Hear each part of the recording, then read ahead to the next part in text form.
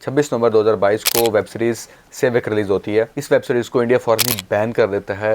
इस web series को ban करने के अलावा वो इस हद तक चला जाता है कि इस वेब सीरीज को दिखाने वाले 2 मोबाइल ऐप्स, काफ़ी सोशल मीडिया अकाउंट्स और इससे रिलेटेड कुछ चैनल्स को भी बैन कर देता है। ये वेब सीरीज पाकिस्तान में बनने वाली पहली पॉलिटिक्स और क्राइम रिलेटेड सीरीज़ है। इस वेब सीरीज़ को पाकिस्तान के अंदर काफ़ी हलकों में सराहा भी जा रहा है और काफ़ी जगह पे अप्रिशिएट भी किया जा रहा है, जबकि इसके मुताबिक इंडिया के अंदर बहुत सारी जगह पे इसको तनकीद का निशाना बनाया जा रहा है। इसके अंदर ही एक तबका जो है वो इसको सपोर्ट भी कर रहा है कि ये मूवी इंडिया के अंदर भी दिखाई जानी चाहिए। भारत एक पाकिस्तानी वेब सीरीज को उसने बैन कर दिया। आज की इस पॉइंट ऑफ ऑर्डर की वीडियो में हम ये डिस्कस करेंगे कि आखिर ये स्टोरीज है क्या, इसके अंदर क्या क्या कंटेंट दिखाया गया है, इंडिया ने इसे क्यों बैन किया है, क्या वाकई इसे बैन करना चाहिए या नहीं करना चाहिए। अगर हम इस मूवीज़ का कंटेंट देखते हैं तो ये मूवी 1984 से लेकर 2002 के दरमियान होने वाले डिफरेंट पॉलिटिकल वाक़यात के गिर्द घूमती है। इसके अंदर 8 डिफरेंट स्टोरीज़ है जो कि तकरीबन 13 डिफरेंट वाक़यात के गिर्द घूमती है।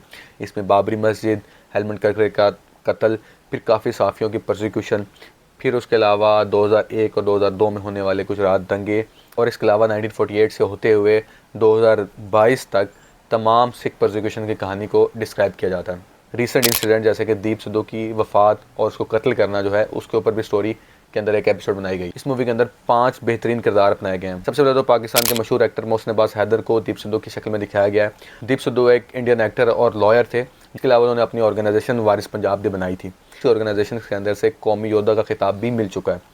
फार्मर प्रोटेस्ट के अंदर उनकी जो पार्टिसिपेशन थी वो काफ़ी एक्टिव थी। उनकी वफ़ात हो जाती है और उनकी मर्डर मिस्ट्री आज तक मौजूद है। इसके अलावा जो दूसरे बड़े किरदार हैं वो नैयर एजाज हैं, जो कि योगी आदित्यनाथ का किरदार निभा रहे हैं। योगी आदित्यनाथ इस वक्त CM उत्तर प्रदेश हैं और योगी आदित्यनाथ का रिकॉर्ड मुसलमानों के अगेंस्ट बहुत बुरा है और इसके अंदर उसको डिपिक्ट किया गया है। इसके बाद आते हैं अदनान जाफिर, जो कि हेमंत करकरे का किरदार अदा कर रहे हैं।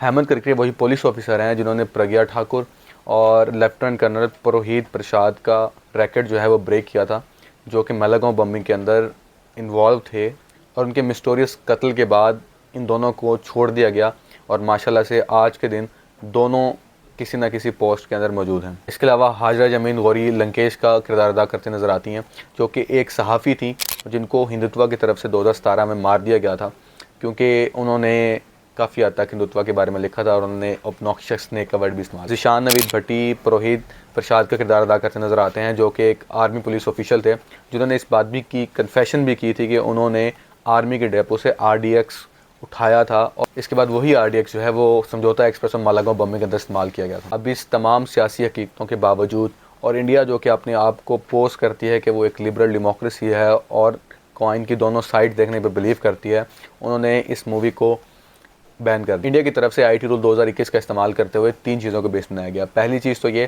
कि इसके अंदर अशोक चक्रा को जलाते हुए दिखाया गया था, जो कि हाईली अनएक्सेप्टेबल है। फिर और दूसरी चीज़ इसको बेस बनाया गया था वो ये बनाया गया था कि इसको रिलीज़ करने के बाद इंडिया की सोवरेनिटी, इंटेग्रिटी और सिक्योरिटी तीनों को नुकसान होगा। वैसे मुझे नहीं पता था कि इंडिया की सोवरेनिटी इतनी फ्रेजाइल है कि एक वेब सीरीज़ के रिलीज़ करने से ख़राब हो जाएगी। ये बेस पे नज़र आई कि 26/11 वही डेट है जिसके अंदर इंडिया में बम्बे अटैक किए गए थे, इसलिए इस डेट के ऊपर रिलीज़ करना भी इस मूवी को बैन करने के बराबर बना देता है। वेब सीरीज़ के अंदर सिर्फ मुसलमानों का कत्ल ही नहीं बल्कि दलित का कत्ल, क्रिश्चियंस का कत्ल और इसके अलावा सिखों के कत्ल की भी दास्तानें बताई गई हैं, जो कि फेमसली इंडिया के अंदर मौजूद हैं। अगर हम इस वक्त का रिकॉर्ड भी देखें तो इंडिया के अंदर इस वक्त भी माइनॉरिटी प्रोसिक्यूशन बहुत ज़्यादा है। 2020 में होने वाले मुस्लिम दंगों के अंदर तकरीबन 53 मुस्लिम्स को मारा गया। फिर फार्मर प्रोटेस्ट के अंदर भी तकरीबन 600 लोगों की जानें गई, जिसका नुकसान सिर्फ और सिर्फ ज़्यादातर पंजाब को हो रहा था और पंजाब के अंदर रहने वाले सिखों को हो रहा है। फिर उसके अलावा दीप सिद्धू और सिद्धू मूसेवाला के कत्ल की वजह से बहुत सारे सवाल सिख कम्युनिटी की तरफ से भी उठाए जा रहे हैं। खालिस्तान के रेफरेंडम के अंदर भी सक्सेसफुल एग्जीक्यूशन बहुत सारे सवाल खड़े कर रहा है।